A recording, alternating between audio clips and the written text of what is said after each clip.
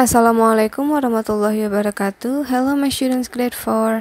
How are you? I hope all of you are in good health and welcome back to Maths Lesson. In this video, we will learn chapter 15 and this chapter is the last chapter in our book. The title of this chapter is Handling Data. And in this chapter, there are two topics that I will explain to you. The first is bar graphs and the second is Carroll diagrams.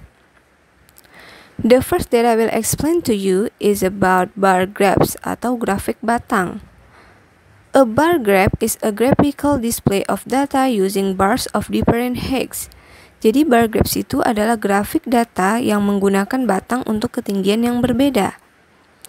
We can use bar graph to show the relative sizes of many things, such as what favorite color people in the class, what types of movie are most like, and so on.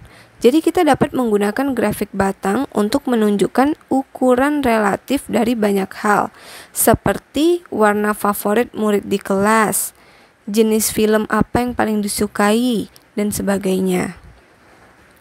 Nah, di sini kita langsung lihat contoh penggunaan bar graph. Tom asks a group of people what their favorite color is. He draws a pictogram to show the data he collected. Jadi Tom itu bertanya kepada sekelompok murid tentang warna favorit mereka. Dia menggambarkan sebuah piktogram untuk menunjukkan data yang dia kumpulkan. Nah, kalian bisa lihat gambarnya di sini. Ada 4 warna yang terkumpul, yaitu warna merah, biru, hijau, dan kuning. Each bar stands for one people. Jadi satu batang itu menunjukkan satu siswa. Okay, next, Tom then show the same data using a bar graph. Jadi Tom kemudian menampilkan data yang sama menggunakan sebuah grafik batang. A bar graph uses bars instead of pictures or symbols to show data. Jadi grafik batang menggunakan batang-batang, bukan menggunakan gambar atau simbol untuk menampilkan data.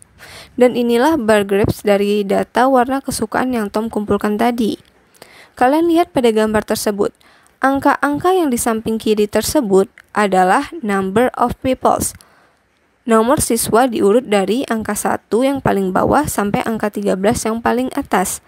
Dan yang di bawah itu adalah colors, warnanya, dan ada 4 warna di sana. We can find out how many people pick the different colors by reading directly from the scale on the bar graph. Jadi kita dapat mengetahui berapa banyak murid yang memilih warna berbeda dengan membaca langsung dari skala pada grafik batang di samping. 10 people pick red as their favorite color. 10 siswa memilih merah sebagai warna favorit mereka. 4 people pick blue as their favorite color. 4 siswa memilih warna biru sebagai warna favorit mereka. 8 people pick green as their favorite color. 8 siswa memilih warna hijau sebagai warna favorit mereka. And 12 people pick yellow as their favorite color. Dan 12 siswa memilih warna kuning sebagai warna favorit mereka. We can also draw the bar graph in this way. Selain seperti yang tadi, kita juga bisa menggambar grafik batang seperti ini. Dibalikkan. Jadi, jika yang tadi number of peoples-nya di samping, di sini colors-nya yang di samping. Sedangkan numbers of peoples-nya diletakkan di bawah. From the graph, we can see that yellow color has the longest bar. Jadi dari grafik ini kita bisa lihat bahwa warna kuning itu memiliki batang terpanjang. It means that warna kuning adalah warna yang paling banyak dipilih siswa sebagai warna favorit mereka. The second topic of this chapter is Carroll diagrams atau diagram Carroll. We have seen how we can sort and present data in pictograms and bar graphs. Look at another way of sorting and presenting data.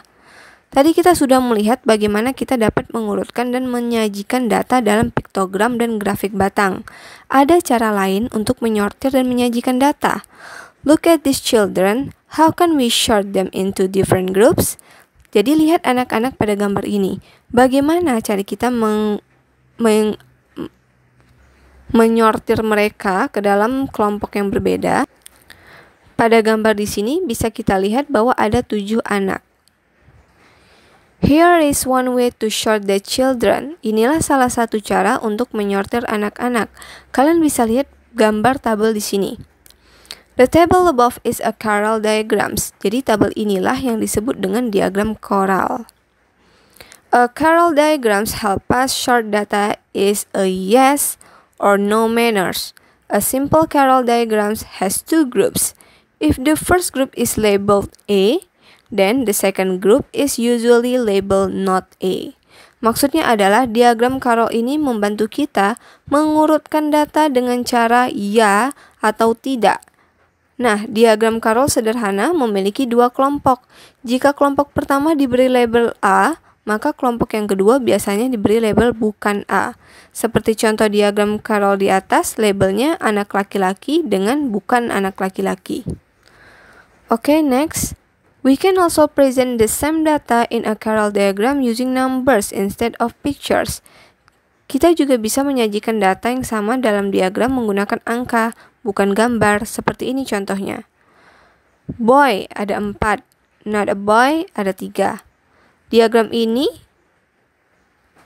dibuat berdasarkan gambar anak-anak yang sebelumnya. Jadi anak laki-laki ada 4, sedangkan yang bukan laki-laki berarti anak perempuan ada 3. In choral diagram, we need to use the labels boy and not a boy, or girl and not a girl, instead boy and girl. Jadi di dalam diagram choral itu, kita perlu menggunakan label boy, anak laki-laki, dan not boy, bukan anak laki-laki, atau girl, anak perempuan, atau dan not a girl, bukan anak perempuan. Jadi bukan label boy and girl, laki-laki dan perempuan, bukan seperti itu. Look at this set of numbers. What is one way of sorting and presenting this data? Lihat kumpulan angka ini. Apa salah satu cara untuk menyortir dan menyajikan data tersebut, data ini? The data are 6, 7, 3, 2, 24, 5, 11, 23, 1, 4, 15, 30, 17, 16. There are 14 numbers. I have sorted these numbers into even and odd numbers. I label the 2 groups in my choral diagram as even and not even. Jadi angka tersebut diurutkan menjadi angka genap dan ganjil.